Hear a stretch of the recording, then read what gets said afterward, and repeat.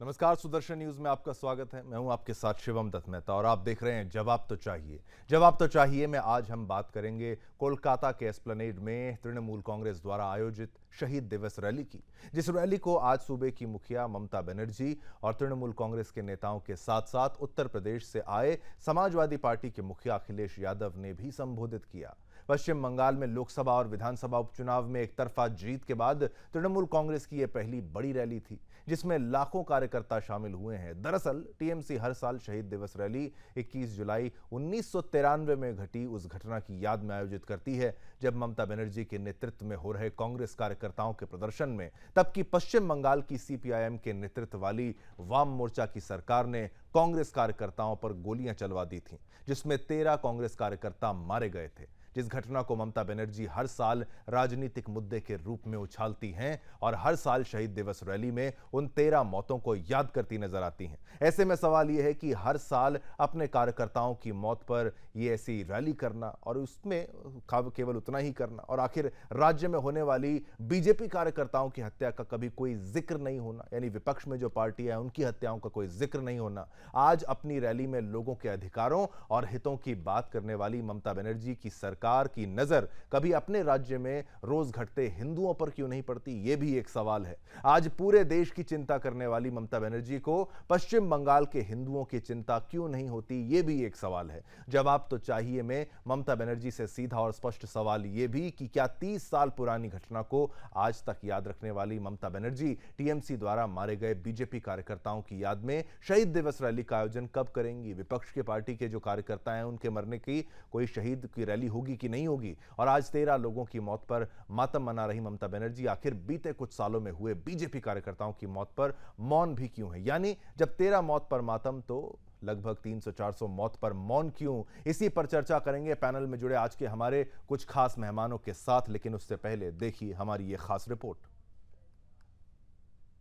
साल की तरह इस साल भी टीएमसी द्वारा आयोजित शहीदी दिवस रैली महज एक राजनीतिक कार्यक्रम से बढ़कर और कुछ भी। पूरा मुद्दा आपने समझा और शहीद दिवस जो रैली है कोलकाता में, ये पश्चिम बंगाल में इसका आयोजन किया गया तृणमूल कांग्रेस के द्वारा, लेकिन आखिर क्या यही यहाँ तक सीमित रह जाना चाहिए या फिर और जो पश्चिम बंगाल में हिंसा का दौर, हर बार जब वहाँ पर चुनाव होता है हिंसा का दौर देखने को मिलता है, हर बार कोई ना कोई ऐसी घटना सामने आती है। मुस्लिम तुष्टीकरण का आरोप वहाँ पर तृणमूल सरकार पर जो है, कांग्रेस सरकार पर, वहाँ पर ये लगता ही रहता है। बीजेपी बार बार इस मुद्दे को उठाती है और तमाम मुद्दे, बांग्लादेशी जो घुसपैठी हैं वो मुद्दा भी प्रमुख तौर पर उठाते हैं। और आज फिर ये सवाल जरूर बनता है कि क्या बाकी लोगों की मौत के बारे में भी कोई ऐसा शोक मनाया जाएगा, ऐसे शहीद दिवस मनाया जाएगा, उनको याद किया जाएगा कि नहीं किया जाएगा? कुछ ही पलों में आपके टीवी स्क्रीन पर हमारे तमाम मेहमान आएंगे जिनसे हम सवाल पूछेंगे और जानेंगे कि उनकी राय क्या है। तृणमूल कांग्रेस से भी हमारे साथ वहां के स्पोक्स पर्सन हमारे साथ जुड़ेंगे, बीजेपी के नेता भी जुड़ेंगे और राजनीतिक विशेषज्ञ भी जुड़ेंगे ताकि हम समझ पाएं कि इस पूरे मामले को, कि आज खास तौर पर वहां पर अखिलेश यादव भी मौजूद थे, सुर में सुर मिलाते हुए वो नजर आए, लेकिन क्या इसका असर कोई देखने को मिलेगा और ये भाजपा इसको कैसे लेती है? सभी से रिएक्शंस लेंगे। स्वागत करना चाहूंगा सभी का। अधिवक्ता विजय शर्मा जी, प्रवक्ता बीजेपी का, आपका धन्यवाद, आपने समय निकाला, आप हमारे साथ यहां पर आए। उसी के साथ साथ अंश रॉय, नेता तृणमूल कांग्रेस के, धन्यवाद, आपने समय निकाला, आप यहां पर आए। सुरेंद्र स्वामी जी, राजनीतिक विशेषज्ञ, वो भी हमारे साथ इस वक्त यहां पर हैं। तो सवाल की शुरुआत मैं करता हूं सबसे पहले, क्योंकि आज शहीद दिवस है और ये तृणमूल कांग्रेस के द्वारा मनाया जा रहा है। इस दिन के महत्व को भी समझा दीजिए और जो विपक्ष ये सवाल उठा रहा है कि भाई जो हिंसा चुनाव के दौरान वहां पर घटती है उस पर भी कोई यादगार मनाई जाएगी कि नहीं मनाई जाएगी, ये प्रश्न। अंश जी। जी नमस्कार। नमस्कार जी, आज की जो हम लोगों की जो 21 जुलाई की शहीद दिवस थी उसके ऊपर आपने सवाल किए हैं, तो मैं आपको बता देना चाहता हूँ, एवं हमारे प्रवक्ता, इस पे बीजेपी के प्रवक्ता एवं सुरेंद्र स्वामी जी है, कि हम लोग की जननेत्री 1993 में जब वामपंथी सरकार के विरुद्ध एक आंदोलन की थी, और वो सिर्फ पश्चिम बंगाल के लिए नहीं पूरे भारत वर्ष के लिए आंदोलन की थी। उस समय देखा जाता था ऐसा कि आपके पास वोटर कार्ड ना हो फिर भी आपको वोट देने का अधिकार मिलता था। उसी को लेके हमारी जननेत्री ममता बंदोपाध्याय ने एक आंदोलन छेड़ी थी कि no I card no vote. उसी को लेके महाकरण जो यहाँ पे राइटर्स बिल्डिंग थी, उसके प्रेम भाव से आंदोलन में राइटर्स बिल्डिंग जा रही थी अपने युवा कांग्रेसी साथियों को लेकर, no I card no vote. लेकिन तत्कालीन जो वामपंथियों की सरकार थी, उन्होंने पुलिस को ऐसा अपने श्वासन दिए कि उन आंदोलन पे, आंदोलन को एक देखिए, आंदोलन को एक किसी की भी आंदोलन हो, किसी चीज के मुद्दे पे हो, उस आंदोलन पे अगर आप गोली चार्ज करवाते हैं तो इससे जाहिर सी पता चलते है कि आप उस आंदोलन के विरुद्ध हैं, आंदोलन सही दिशा में है, सही चीज के लिए लड़ी जा रही है। तो उस समय 1993 में वामपंथियों की सरकार ने उस कांग्रेसी जो युवा साथियों के साथ ममता बंदोपाध्याय ने राइटर्स बिल्डिंग के अभियान की थी, उन्होंने अपने पुलिस प्रशासन को गोली चलाने के ऑर्डर दिए। उसमें हमारे 13 सहकर्मी मारे गए। लेकिन ममता बंदोपाध्याय 1993 जब 198 में अपनी अलग पार्टी बनाई, तृणमूल कांग्रेस, लेकिन ममता बंदोपाध्याय एक ऐसी नेत्री है, जन नेत्री है, जो अपने सहकर्मी क्या, वो किसी को भी कभी भूलती नहीं है। इसके लिए कि उस समय से 193 से आज तक उन 13 को शहीदों को याद किया जाता है, नमन किया जाता है। इसीलिए 21 जुलाई को हम लोगों को एक शहीद दिवस के रूप में, एक काला दिन के रूप में हम लोग मनाते हैं कि 1993 में जो वामपंथियों की सरकार ने जिस तरीके से अपने प्रशासन को ऑर्डर दिए कि इन सभी कांग्रेसियों को भून डालो और गोली चलाई गई धर्मतल्ला के रास्ते पे। बिल्कुल ठीक है, लेकिन आपने वो बात तो कही, बिल्कुल आपको अधिकार है उसको मनाने का, उस दिन का। आपका आरोप भी बिल्कुल ये है कि उस मौजूदा वो जो वामपंथी सरकार सीपीआईएम की उस दौर में थी, उसके द्वारा ये कृत्य किया गया। लेकिन फिर अगर आप बदलाव आया, ममता बनर्जी की सरकार आई, तो बदलाव तो पूरा आना चाहिए था। हिंसा का दौर क्यों नहीं थम रहा है पश्चिम बंगाल में? हिंसा की खबर हर दौर में, every phase of election, her phase में, चुनाव के हर चरण में ऐसी खबरें आती हैं। और बीजेपी का आरोप है कि हमारे कितने ही कार्यकर्ता मारे गए, कितने ही कार्यकर्ता शहीद हो गए, आंकड़ा ही कम पड़ जाएगा बताने को। बार बार कभी क्रूड बॉम्ब मिलना, इस तरीके के हमले होना। तो पश्चिम बंगाल में जो बदलाव आना चाहिए था, जिसको लीड किया है ममता बनर्जी ने, वो कहाँ दिखा है? मतलब वो ठीक है, आप जीत रहे हैं, लगातार जीत रहे हैं, लेकिन आप भी तो हिंसा ही कर रहे हैं, फिर बदलाव कैसा? अंश जी। नहीं, देखिए 2011 से जब ममता बंदोपाध्याय की सरकार पश्चिम बंगाल में आई तो बहुत बदलाव आया है, बहुत ही बदलाव आया है। लेकिन देखिए यहाँ पे जब वामपंथी हमारे विरोधी थे, जब 69 से 70 सीट उनके पास थी, उसके बावजूद वामपंथियों क्या बंगाल, पश्चिम बंगाल की जनता एक ऐसी है कि जिनको एक बार नकार देती है, उनको कभी भी पश्चिम बंगाल की सत्ता पे काबिज होने नहीं देती। लेकिन भाजपा वाले सिर्फ बदनाम करने की साजिश रचते हैं। कभी यहाँ पे हिंदू मुस्लिम में लड़वाते हैं, कभी आपस में भाईचारे में लड़वाते हैं, कभी हिंदी भाषी बांग्ला भाषी में लड़वाते हैं। तो देखिए हर एक इलेक्शन में, हर एक चुनाव का जो भी वो बोलते हैं कि यहाँ पे दादागिरी चलती है, यहाँ पे गुंडागर्दी चलती है। अगर हर एक इलेक्शन में दादागिरी चलेगी, हर एक इलेक्शन में गुंडागर्दी चलेगी, तो आप बता दीजिए कि 2011 के बाद, 2016 के बाद, 2021 के बाद यहाँ की जनता ने हर एक चुनाव से ज्यादा मैंडेट देके ममता बंदोपाध्याय की सरकार को लाती है। आखिर क्यों? 2011 से जो वामपंथियों की सरकार थी, उससे आसमान जमीन की तरह यहाँ पे बदलाव हुआ है। हर एक चीज में, हर एक क्षेत्र में बदलाव हुआ है। ठीक है, लेकिन आप हिंसा की बात को नकार रहे हैं। चलिए बीजेपी से मैं पूछ लेता हूं, जो हत्याओं की बात की जाती है, ये तो जग जाहिर है, वो तो वहां भी मीडिया है, वहां का मीडिया भी एक्टिव है, वो खबरें जो बिल्कुल सामने आ जाती हैं। और रैली से जुड़े प्रश्न भी पूछूंगा, लेकिन अधिवक्ता विजय शर्मा जी भी हमारे साथ हैं, प्रवक्ता हैं बीजेपी के। आपका ऑडियो अनम्यूट हो, मैं आशा करता हूं। आपसे मेरा ये सवाल है कि भाई, आप जब ये शहीद दिवस रैली की बात करते हैं, तो मर्डर ऑफ डेमोक्रेसी मनाने का एक कार्यक्रम जो था, उसका आयोजन करने की बात बीजेपी पश्चिम बंगाल यूनिट की तरफ से कही गई थी, लेकिन थोड़ा असमंजस उस मामले में था। अब आप इनके शहीद दिवस को और बाकी जो कार्यकर्ता हैं उनकी हत्याओं की जो खबर आती है, वो भी जग जाहिर है बिल्कुल होता है वहां पर, उसको लेकर क्या रिएक्शन देते हैं? ममता बनर्जी की सरकार पे क्या टिप्पणी है आपकी? देखिए शिवम जी, जो टीएमसी है, उसने जो कम्युनिस्ट शासन था, उसमें जितनी राजनीतिक हत्याएं होती थी, उसको और ज्यादा बढ़ाने का काम किया है। इन्होंने जो उनका काम बचा हुआ था, उससे ज्यादा काम इन्होंने किया है। जैसे आज आपने देखा होगा, टीएमसी की तरफ से एक बयान जारी हुआ कि बांग्लादेशियों का स्वागत है, बांग्लादेशियों का ये स्वागत कर रहे हैं बंगाल के अंदर। ये है राजनीतिक हत्याएं आपने देखी होगी। अगर वहां भारत में एकमात्र राज्य ऐसा है जहां सेंट्रल फोर्सेज को वहां इलेक्शन निष्पक्ष कराने के लिए जद्दोजहद करनी पड़ती है, सेंट्रल फोर्सेज को तैनात करना पड़ता है। किसी भी कोई भी हत्या होती है, उसके लिए जांच हाई कोर्ट को देना पड़ता है, वहां गवर्नर को ये निष्पक्ष काम करने नहीं देते। किस तरह से इन्होंने तुष्टीकरण के लिए रामनवमी, जो बहुसंख्यक समाज है वो रामनवमी नहीं मना सकता, उसको हाई कोर्ट से परमिशन लेनी पड़ती है। तो इन्होंने जिस तरह से, और ये तो ये वो पार्टी है। अंश जी उनकी बात कंप्लीट होने दीजिए। अंश जी बिल्कुल, अरे एक मिनट, उनकी बात तो, विजय शर्मा जी की बात पूरी है, आपको आप पे बार बार आऊंगा मैं, ऐसा नहीं है आप पे नहीं आऊंगा। पहले विजय शर्मा जी आप कंप्लीट करिए। देखिए मैं तथ्य के आधार पे बात कर रहा हूँ। आपने देखा होगा किस तरह से आपने अभी नया एक देखा था, एक युवती को, औरत को किस तरह से भीड़ जमा, किस तरह से पीटा जा रहा है उसको, कंगारू कोर्ट, किस तरह से लोगों को घरों में जला दिया जाता है, जिंदे जला दिया जाता है सिर्फ वोट देने के नाम पे। किस तरह से आपने देखा होगा राजनीतिक हत्या एक के बाद एक होती है। तो ये मैं कहता हूं, अगर लोकतंत्र की हत्या होती है तो सिर्फ बंगाल के अंदर होती है, अगर संविधान खतरे में तो वो बंगाल के अंदर है।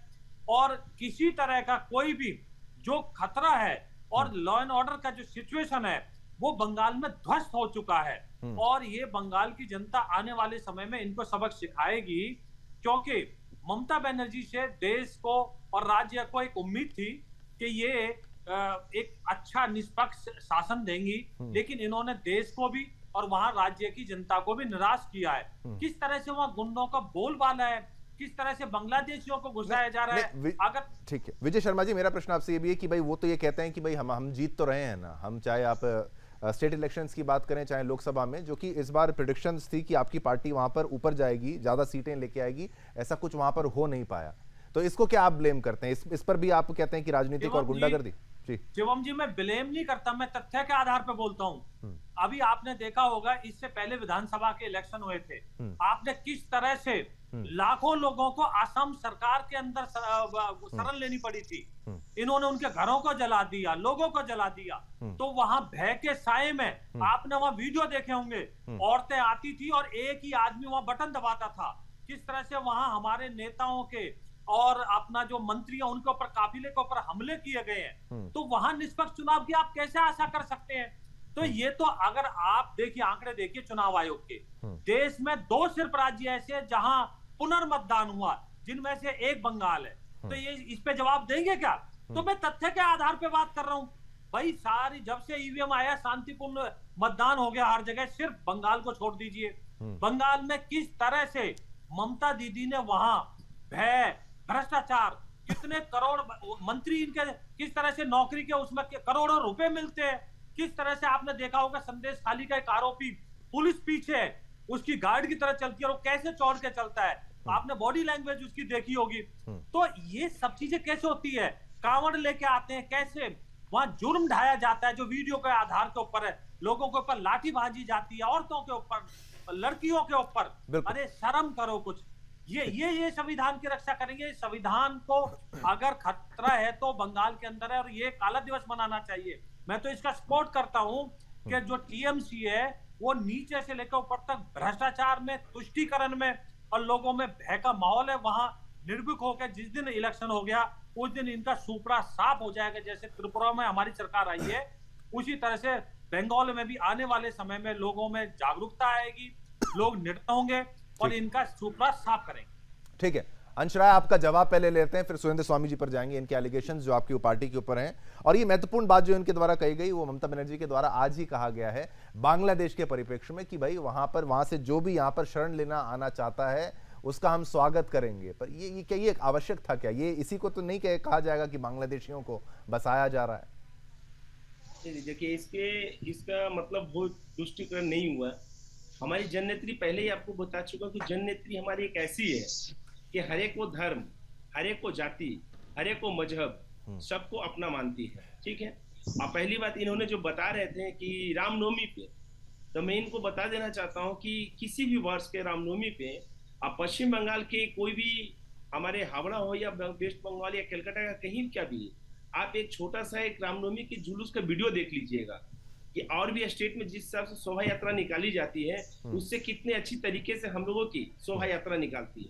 और ये भाजपा वाले को मैं बता दे रहा हूँ कि जिसको दंगा वाली बात करते हैं, यही मैं बता रहा हूँ कि 2022 की 21 की चुनाव के बाद जब इन्होंने भाजपा वाले को पुलिस ने परमिशन नहीं दिए हैं, उन्होंने बोले सुबह निकालनी होगी, लेकिन जबरदस्ती उन्होंने शाम को 5 बजे जुलूस निकाले और उस जुलूस में हथियार बंद अपराधी को इन्होंने शामिल किया और हिंदुओं भाइयों को मंदिर पे, हिंदुओं भाइयों को दुकानों पे पत्थर चढ़वाए गए हैं। उसके बावजूद जब वो हथियार बंद अपराधी बिहार से पकड़ाया गया तो पता चला वो भाजपा ने उन्हें रुपया देके अपने उस महा शोभा यात्रा में शामिल किया था।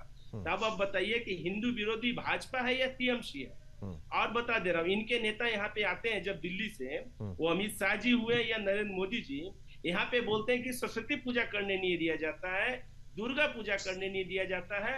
इनको ये चीज मैं बता देना चाहता हूँ, पश्चिम बंगाल एक ऐसा राज्य है जो हर एक छोटे क्लब को, हर एक छोटे छोटे संस्थान को दुर्गा पूजा करने के लिए यहाँ की मुख्यमंत्री ममता बनर्जी 70,000 रुपए का अनुदान देती है, ताकि इलाके से न चंदा वसूली की जाए, जोर जबरदस्ती किसी भी बिजनेसमैन से न किया जाए। इसीलिए पश्चिम बंगाल की सरकार दुर्गा पूजा करने के नाम पे 70,000 रुपए का अनुदान देती है। और जब ममता बनर्जी 70,000 रुपए का अनुदान पूजा करने के लिए देती है, इन्हीं की भाजपा के नेता हाईकोर्ट जाते हैं कि ममता बंदोपाध्याय क्लब को पैसा क्यों दे रही है? अरे वो दुर्गा पूजा मनाने के लिए दे रही है, वो दुर्गा पूजा मनाने के लिए दे रही है। आपके नेता हाँ के बोलते हैं सरस्वती पूजा करने नहीं दिया जाता है, तो ममता बंदोपाध्याय मुस्लिम समुदाय को ज्यादा मानती है। अब बताइए, दुर्गा पूजा में पैसा देना क्या मुस्लिम समुदाय का बढ़ावा देना हुआ या हिंदू समुदाय को बढ़ावा देना हुआ? ठीक है, बिल्कुल बिल्कुल। दुर्गा पूजा बंदोपाध्याय सर्व धर्म, सर्व सम्मति, सर्व समाज को मानती है। लेकिन देखिए सही सी बात है, लेकिन आप कह रहे हैं मुस्लिम तुष्टिकरण नहीं है, क्योंकि हमने ममता बनर्जी को एक मंच पे जहां पर मुसलमान ही आयोजित किए गए थे, सर्वधर्म सद्भाव की जो एक रैली, आपको वो भी याद होगा, तो उसमें आपको अल्लाह की कसम है, यहां तक उनके द्वारा कह दिया गया था कि अगर आपने भाजपा को वोट दिया, ये बात उनकी तरफ से कही गई थी मुस्लिम समाज को। तो ये तुष्टिकरण नहीं है, क्या है? ठीक है, आपकी बात को मैंने रखा, वापस आऊंगा अंश राय जी। सुरेंद्र स्वामी जी भी यहाँ पे इंतजार कर रहे हैं। सुरेंद्र स्वामी जी, क्या कहा जाए, ये इतना साफ और क्लियर है क्या जितना बता दिया जाता है कि हम अच्छे हैं, हमने सभी को यहाँ पर अच्छे से देखा? क्या तुष्टिकरण नहीं हो रही है? क्या जो आरोप लगाया जा रहा है कि 3 मुस्लिम बहुल डिस्ट्रिक्ट्स होते थे, अब 9 डिस्ट्रिक्ट्स बहुल हो गए वहां पर, जो कि बीजेपी का आरोप पश्चिम बंगाल में लगाया जा रहा है, हो क्या रहा है? क्लियर पिक्चर आप समझा पाएंगे सुरेंद्र स्वामी जी, हिंसा से लेकर तमाम अपडेट्स के हिसाब से पश्चिम बंगाल के परिप्रेक्ष्य में? देखिए, पश्चिम बंगाल में और केरल में आप काफी समानता ढूंढ सकते हैं। जो राजनीतिक हत्याएं हैं उनका इतिहास रहा है। पहले जब लेफ्ट की सरकार थी, वो यही हत्याएं राजनीतिक करती थी, उनके खिलाफ ममता बनर्जी लड़ी और उन्होंने उनको सत्ता से बाहर किया। वो सब ठीक चला, उसके बाद धीरे धीरे आज की स्थिति में आकर के रुक गए हैं। प्रश्न ये है कि अगर ममता बनर्जी अपने कार्यकर्ताओं को याद करती हैं, उनके साथ खड़ी हैं और उनकी शहादत को मनाती हैं, एक बहुत बड़ी रैली करती हैं, अपना संदेश देती हैं, तो इसमें किसी भी दल को परेशानी क्यों है? आपको तो किसी ने नहीं रोका कि आप मत कीजिए। अगर भारतीय जनता पार्टी रोने धोने का काम करती है, कभी यहाँ बोल रहे हैं, कभी वहां प्रवक्ता बोल रहे हैं, ये हो रहा है, वो हो रहा है, अरे भाई आपके सैकड़ों कार्यकर्ता मारे गए, पेड़ पे लटका दिए गए, और फिर आप बस यही कहते रहते हैं कि ममता की सरकार में ये हो रहा है, ममता की सरकार में ये हो रहा है, हमारे साथ अत्याचार हो रहा है, राजनीतिक हत्याएं हो रही हैं। तो ये कहने से क्या है? ये रोने धोने का काम किस लिए है? भाई आप भी मनाइए, आप भी कार्यकर्ताओं का शहीद दिवस मनाइए, आप भी जो भारतीय जनता पार्टी का कलकत्ता में दफ्तर है और जगह है, वहां जितने आपके कार्यकर्ता शहीद हुए उन सब की फोटो लगाइए, उन सबको, उनके परिवारों की देखभाल कीजिए। ममता बनर्जी ने, आपको मालूम होगा, 2011 में सरकार बनाता एक कमीशन बिठाया और उस कमीशन की सिफारिश पर ये जो 13 लोग मारे गए थे, इनको 25-25 लाख रुपए की अनुदान राशि दिलाई गई। तो आपको किसने रोका है? आपको केरल में किसने रोका है कि वहां सैकड़ों आपके कार्यकर्ताओं की हत्या हो जाती है और आप बस यही कहते फिरते हैं? आप एक बात बताइए, देखिए राजनीति में कार्यकर्ता आपके साथ जब भी खड़ा होगा जब पार्टी उनके साथ खड़ी होगी। पार्टी खाली आपको वोट देने के लिए नहीं है कि भाई कार्यकर्ता जाएगा और वहां पेड़ पे लटक के मार दिया जाएगा और आपको वोट देके जिताए। अगर आप उनके साथ नहीं खड़े हो सकते तो कार्यकर्ता आपके साथ नहीं खड़ा होगा। ममता बनर्जी में और भाजपा में, बंगाल में यही फर्क है। ठीक ठीक, बिल्कुल। जो राजनीतिक हत्याएं वहां हो रही हैं, सबको मालूम है। हाईकोर्ट के आदेश हैं, कितनी बारी वहां पे हिंदू जो अंश तो कहेंगे उनकी पार्टी का इनको बोलना है, लेकिन हाईकोर्ट के फैसले उठा के देख लीजिए पिछले 4-5 साल के, तो वो सब है। लेकिन प्रश्न ये है कि इतनी हताशा भाजपा में क्यों है, इतनी निराशा और ये रोने धोने का कार्यक्रम क्यों है? बिल्कुल, आपके पास संविधान है। देखिए शिवम जी, बहुत सीधी सी बात है। जो इनके पहले गवर्नर थे उन्होंने इनको रिपोर्ट भेजी, जो मौजूदा गवर्नर है उन्होंने रिपोर्ट भेजी। अगर आपको लगता है कि टीएमसी की सरकार संविधान के हिसाब से नहीं चल रही है, अगर आपको लगता है कि वहां संविधान का हनन हो रहा है, हत्याएं हो रही हैं, वहां पे सब जो आप कहते ही हैं, तो फिर आपके पास तो संविधान ने इजाजत दी है ना। अभी कह रहे थे विजय शर्मा जी कि जब वहां लोग जग जाएंगे, अरे अगर आपको लगता है कि वहां बंगाल में निष्पक्ष चुनाव नहीं हो सकता, आप राष्ट्रपति शासन लगा के चुनाव कराइए, किसने रोका है? केंद्र सरकार के पास पूरी ताकत है। इस देश में सबको ये पता होना चाहिए कि किसी स्टेट के पास कोई ताकत नहीं है, कोई ताकत नहीं है। जिस दिन केंद्र सरकार चाहेगी, ये आपका मुख्य जो पॉइंट है, लगेगा टीएमसी बाहर होगी और आप चुनाव कराइए। बिल्कुल, मेरा कहने का जैसे अभी इनका एक मुद्दा चल रहा है कि भाई हम केंद्र के कानून के खिलाफ रिजोल्यूशन पास करेंगे। आप रिजोल्यूशन पास कीजिए, नेक्स्ट डे सरकार बर्खास्त कीजिए। ये तो संविधान के खिलाफ है ना, केंद्र के कानून के खिलाफ आप कैसे प्रस्ताव लाएंगे? लेकिन शिवम जी, होता क्या है कि आप तो बनना चाहते हैं महात्मा गांधी, आप तो बनना चाहते हैं जो लोग कहते हैं, जिस तरह की बातें हैं कि भाई खाली कहते रहिए हाँ जी हमारा कार्यकर्ता जिस दिन एक दिन क्यों होगा? अरे उत्तर प्रदेश में भी आपके साथ यही हुआ, आप अपने कार्यकर्ताओं के साथ खड़े नहीं हुए, कार्यकर्ता आपके चलिए ये चिंता का विषय, बिल्कुल सुरेंद्र स्वामी जी। भाजपा से हमें ये कहना है कि सवाल, आप इनको दोष मत दीजिए। बिल्कुल ठीक है। सवाल टीएमसी का सवाल है, ये इनकी वहां पे लॉ एंड ऑर्डर खराब है, इनकी वहां पे पॉलिटिकल किलिंग्स हो रही है, तो सबको मालूम है। लेकिन उसका सॉल्यूशन जो है वो ये नहीं है कि आप जो है इनको दोष दें। ये आपकी बात बिल्कुल ठीक, बिल्कुल सुरेंद्र स्वामी जी, आपकी बात जो प्रश्न है, एक बार मैं ये प्रश्न विजय शर्मा जी से भी ले लेता हूं। इनकी बात में देखिए दो तरीके हैं। एक तो चिंतन भी किया, चिंता तो करें, चिंतन भी करना आवश्यक है कि आपका कार्यकर्ता अगर वहां मारा जा रहा है, वो कॉन्फिडेंस किस पे रखेगा? वो अगर आपके लिए लड़ रहा है तो पार्टी पर ही कॉन्फिडेंस रखेगा। अगर ये जो सुरेंद्र स्वामी जो कि एक राजनीतिक विशेषज्ञ हैं, उन्होंने पश्चिम बंगाल की टीएमसी की भी सच्चाई बताई और भाजपा की भी सच्चाई बताई कि क्या आप वाकई समर्थकों के साथ, अपने कार्यकर्ताओं के साथ उस तरीके से खड़े हैं ऑन ग्राउंड, या फिर वो एक कॉन्फिडेंस जो है कार्यकर्ता को नहीं देख पा रहा है कि भाई वो क्यों लड़ने जाएगा आपके लिए? क्योंकि हालात बहुत खतरनाक होते हैं। पश्चिम बंगाल के चुनाव की बात अगर कहें तो मैं भी जानता हूं, पश्चिम बंगाल आसाम दोनों राज्यों में जा चुका हूं, रहता भी हूं।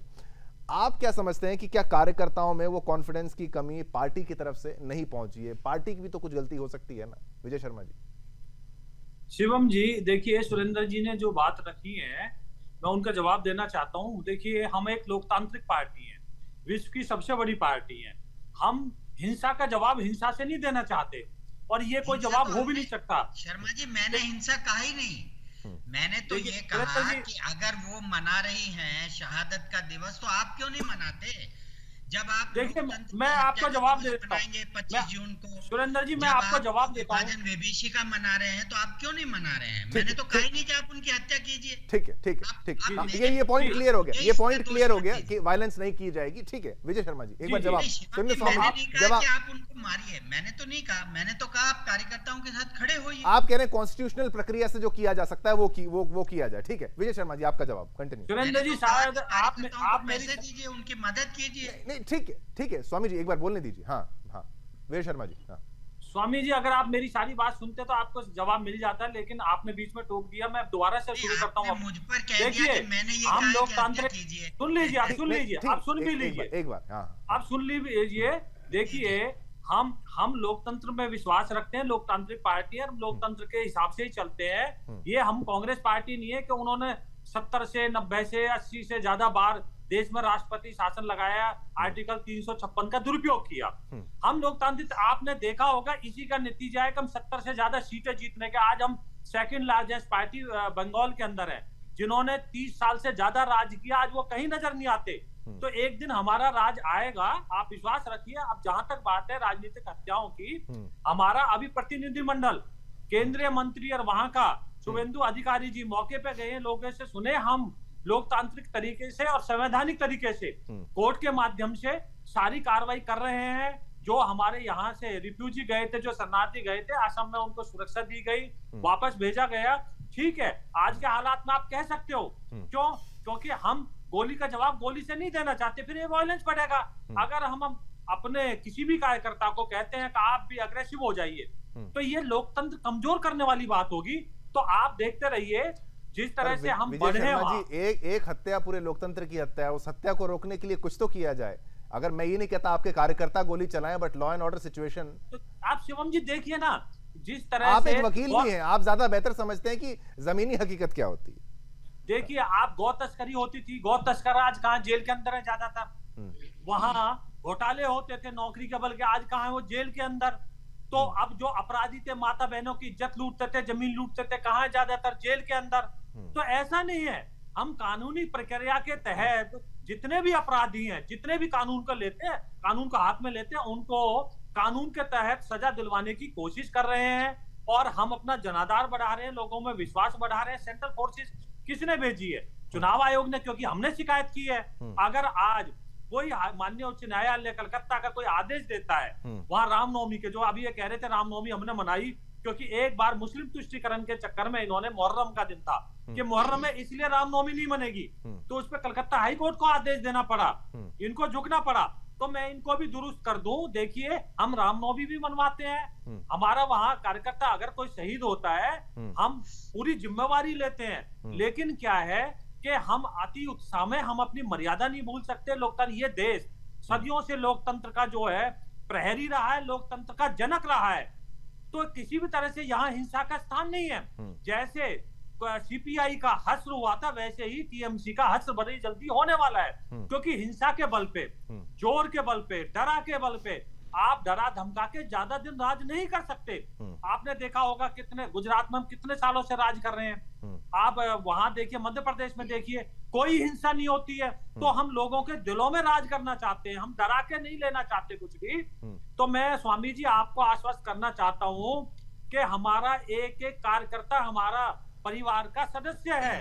और हमारे कार्यकर्ताओं को कीजिए जी, तो कार्यकर्ताओं का हमारा मनोबल ऊंचा है। आपको मैं आश्वस्त करता हूं, अपनी पार्टी की तरफ से आश्वस्त करता हूं कि हम इतनी सी भी कोई भी कानूनी कार्रवाई में कोई कोताही नहीं बरतेंगे। उनके साथ हम हर तरह से खड़े हैं, चाहे कुछ भी हो जाए। हम कुर्बानी देने को तैयार हैं, लेकिन देश को, इस राज्य को, देश के इस राज्य को हम अराजकता में नहीं झोंकने देंगे। हमने बाढ़ लगाने का काम किया सीमा के अंदर, आपने देखा होगा सीमा पे किस तरह से वहां घुसपैठ को रोकने का काम हमने किया है। लेकिन अभी पूरी तरह से, क्योंकि राज्य सरकार पूरी तरह से मिली हुई है घुसपैठियों के साथ, तो हम उसका भी देख रहे हैं, हमें सम्मान करना पड़ेगा। क्योंकि वो भी संवैधानिक तरीके से चुनी हुई सरकार है, तो उसको हम कटघरे में खड़े करेंगे संवैधानिक तरीके से। और एक दिन देखना आप, ममता दीदी को छिपने की जगह नहीं मिलेगी। यही जनता उनको किस तरह से वहां उनको आईना दिखा देगी। तो मेरा इतना ही मानना है कि इसमें आप धैर्य रखिए, अगला जो चुनाव होगा जनता इनको जवाब देगी। ठीक है अंश राय, आप ये तमाम बातें जो दोनों तरफ से कही गई हैं, जो विश्लेषण भी किया गया है सुरेंद्र स्वामी जी की तरफ से, ऐसा नहीं कि किसी एक पार्टी के हक की बात की, दोनों तरफ से एक तरीके से आईना ही दिखाया गया उनकी तरफ से। इन दोनों प्रश्नों का दोनों तरफ से जो जवाब दिए गए हैं, और ये बात भी सही है कि भाई अगर सत्ता सरकार है बीच में, आपकी पार्टी हो चाहे कांग्रेस पार्टी हो चाहे सपा होता, सभी तो कहते हैं कि ये तानाशाही है, नरेंद्र मोदी जी की तानाशाही है, ऐसा आरोप लगाते हैं। लेकिन तानाशाही कर तो नहीं रहे, वो कोई प्रेसिडेंट रूल तो वहां लगा नहीं रहे। फिर तो आपको समर्थन भी देना चाहिए कि भाई बराबर की टक्कर देते हैं, ईमानदारी से लड़ाई करते हैं। क्या कहेंगे अंशराज जी? नहीं, वो टक्कर नहीं देते हैं। और मुझे नहीं लगता कि भाजपा कभी भी पश्चिम बंगाल में टक्कर देगी। और पहली बात तो मैं उनसे, भाजपा के प्रवक्ता से पूछना चाहता हूं कि मैं अभी तक जानता था कि शुभेंदु अधिकारी भाजपा के विरोधी दल के नेता है, लेकिन वो कब से केंद्रीय मंत्री बन गए मुझे नहीं पता है। इससे पहले वो बोल रहे थे केंद्रीय मंत्री। मैं आपको करेक्ट कर दूं, शुभेंदु अधिकारी और केंद्रीय मंत्री हमारे यहाँ से वो गए थे मौके पे, मुझे लगा नेटिग्रिटीज पे नहीं, ऐसे नहीं। हाँ बोलिए अंशराज जी, आप कंप्लीट करिए। हाँ, तो मैं ये बता देना चाहता हूँ कि भाजपा के पास पहली बात तो पश्चिम बंगाल में कोई लीडर नहीं है, सबसे पहली बात है। और शुभेंदु अधिकारी जो हमारे दल से निकाले गए हैं, जो हमारे दल से बाहर आउट ऑफ गेट हो चुके हैं, वो भाजपा के जाके गोद में बैठे हैं। अगर भाजपा सही में पश्चिम बंगाल के लोगों के लिए कुछ करना चाहती, यहाँ की आम जनता के लिए कुछ करना चाहती, तो भाजपा का जो पहले शीर्ष लीडर, जो भाजपा को कुछ भी हो, यहाँ पे 10 कार्यकर्ता हो या 20 कार्यकर्ता को जिन्होंने बनाया था, आज वो भाजपा को लेके चल। लेकिन भाजपा की प्रथम नीति है कि आम लोगों के साथ, आम लोगों के हित में काम नहीं करने का। और पश्चिम बंगाल में ऐसे हमारे यहाँ के लोग यहाँ पे निवास करते हैं, वो बिहार से भी बिलोंग रखते हैं, यूपी से भी रखते हैं, राजस्थान से भी रखते हैं। तो भाजपा की अच्छी से पॉलिसी यहाँ के लोग जान चुके हैं। आप बताइए 2014 में जब माननीय प्रधानमंत्री नरेंद्र मोदी पश्चिम बंगाल में आए थे, तो उन्होंने क्या बोले थे? ब्रिगेड्स की सभा से बोले थे कि आप सभी जनता से मेरा एक गुजारिश है कि यहाँ की मुख्यमंत्री ममता बंदोपाध्याय आपके बहुत अच्छी काम कर रही है, आप मुझे क्या बोलता हूँ, चौकीदार के रूप में मुझे केंद्र में बैठाइए। तो अगर नरेंद्र मोदी जी भी ये जानते हैं कि यहाँ की मुख्यमंत्री ममता बंदोपाध्याय 34-33 साल के शासन काल को उखाड़ के फेंकने के बाद जो 2011 से पश्चिम बंगाल में सुशासन आई है, वो हर कोई नेता नहीं ला सकता है। और रही बात भाजपा के यहाँ लीडरशिप की, तो ऐसी कोई भी लीडरशिप नहीं है। हाँ, जब भी चुनाव आती है, जब भी चुनाव पश्चिम बंगाल में, वो म्युनिसिपैलिटी की चुनाव हो, वाई इलेक्शन हो, या फिर वो विधानसभा की चुनाव हो, बस उनको किसी न किसी तरीके से बहाने बनाने होते हैं। अब आप बताइए कि 2021 की चुनाव, 2021 की चुनाव तो पूरी केंद्रीय वाहिनी के द्वारा किया गया था।